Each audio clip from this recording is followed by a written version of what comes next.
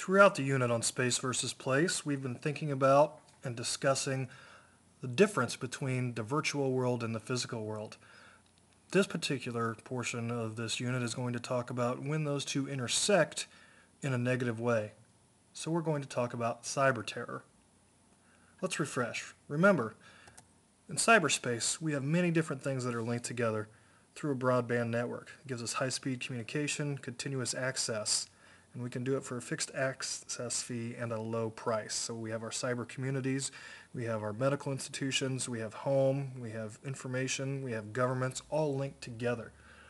We are a network society, and we do depend on information technology and infrastructure. We are no longer a manufacturing society or an agrarian society as we were in the past. We are a network society and an information society. So everything that we have is linked together through our economy, our national security. They're linked together through cyberspace. So how can attacks on this through cyberspace affect us in the place where we live? How can the virtual world affect the real world in terms of cyberspace attacks? So here we see there is a very real connection between what happens in space and the effects in place. And from the article we read, we saw that there are 5 levels of threats in cyberspace. And we'll go through those one by one after we preview them here. First, we have the home user, the small business level.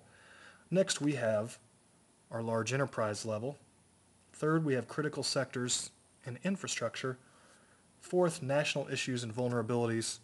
And finally, fifth, global threats. So we'll look at each one of those and see how they relate to the umbrella model of communication technology. Let's start with the home user or small business. The umbrella level for this, when we think about it, is really probably the individual user. That's the one that best applies for the home user, you or I, or for a small business. So think about the threats that can occur. What can happen?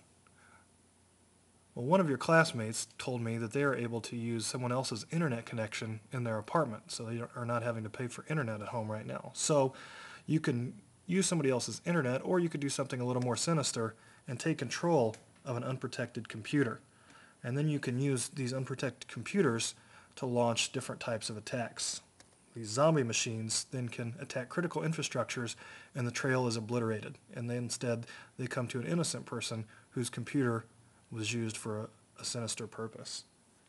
So the home user, the small business, can have someone take over their computer or their internet connection and use it to cause havoc in the physical world. Next, we have large enterprises. And what do we mean by large enterprises? What are large enterprises? Well, these are things that make our economy run, such as corporations. They are things that make our government run, different government entities. And they are what we're doing right now, things that make education run, universities. These are all large enterprises. Now, they're targeted for different reasons. They're not targeted to use one machine to launch an attack and hide the trail. What they're used for is the power of their large network. Each of these have large computer networks that you can use to have a greater influence on the online world, to take over the power of that network. So now when we're thinking about the umbrella model, we're thinking a different level. We're thinking the level of organizational infrastructure. So causing an entire corporation's computers to go down, or a government entity's, or a university's, can wreak havoc because of the power of the large network. It affects many people at once. So, for instance, if this Blackboard tool that we use were to go down for a week while we're taking a 4-week class due to a cyber terror attack, we would be in trouble because it would be very difficult for us to do this class and do it successfully if we lost control of that. And many other students who are taking courses online this summer in order to try to graduate on time, or even to graduate this summer, would be affected negatively. So the power of the large network is why large enterprises are targeted. Next, we can think about the critical sectors in infrastructure. And what this is where we have collaboration by organizations in political, economic, or social educational sectors. And so now we think of the old umbrella model, we're thinking of the social system level. So across corporations or across universities or government entities. And this is large scale. We're talking macro analysis here when we're looking at critical sectors and overall infrastructure. Next, we have national issues and vulnerabilities. And this deals with weaknesses in shared resources.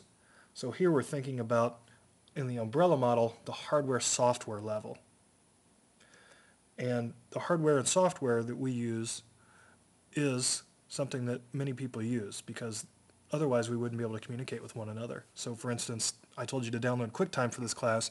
If you didn't have QuickTime, you wouldn't be able to have access to the videos that I'm showing. So shared resources, QuickTime is a standard format that everyone uses. National issues and vulnerabilities deal with things that lots of people use. So to coordinate at a high level, users must have software and hardware in common.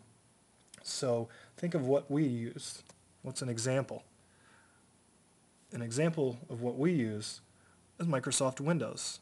Almost all of us, almost all people at educational institutions have to use Windows for some program or another, and most use it as their primary operating system. So if we all have that in common, we're susceptible to weaknesses in that, such as Microsoft Windows viruses. Every time Windows releases a new version, there are scores and scores of update packs that come out afterwards in order to allow us to have virus protection. And people write viruses from time to time. Those viruses that attack similar hardware or software that we have cause large problems in the real-world economy and can cause large problems in the real-world infrastructure. If someone was able to find a way to access defense networks and shut down communications amongst them because they all use the same type of hardware and software, then that could cause problems nationally. Finally, we'll look at the global level. Here we have to have international cooperation to monitor and prevent cyber attacks and prosecute cyber criminals. So for example, the issue of copyright in China is one that in the last 10 years has become very problematic. What happened in China in the past, according to Forbes magazine in 2003, 90% of the application software, so things like Microsoft Office, was pirated in China. In order for us to enforce anything there, we have to have cooperation with the Chinese government. We can't go in and arrest people in China for pirating software because they're in a different place than we are. And we can't govern, even though it's a space issue, we can't govern in a different place because they're not under our jurisdiction. One website even showed the movie The Pacifier online without permission in 2005. Regardless of your opinion of whether that movie was even worth being shown online or not, it was problematic because of the copyright laws we have in the United States. Now, due to international pressure from the United States, China closed 205 websites in February of 2007 in a crackdown on internet piracy, but it still remains a large problem. So things like copyright that affect our economic system and revenue generation here are difficult to enforce in other countries. You can access these materials or share them online virtually in cyberspace, but there's no real way to prosecute people that are not in the same place. So let's think about cyberterror attacks. Have you heard about one? There are very few that we've heard about. Thus far, they've affected space more than place. So cyberterror attacks haven't shut down power plants. They haven't caused electrical systems to go down. They've affected things in space, so things like data on computers have been lost. Successful attacks have been mostly at level 1, or level of the individual user, so the home user or small business. One thing that some people have done and have been caught for doing is driving around to find unprotected networks and then using that to download child pornography onto their laptop computer while they're in a car. So that way they won't be traced for obtaining those illegal materials. Most of the cyber terror attacks that we've heard have been at that level. So the discussion question I want to ask you to write and respond to is the government right to spend the money that they do on stopping these things now? Or is this all just a hoax and another way for the government to give special contracts to people they prefer? What do you think? Respond to the discussion question and let me know.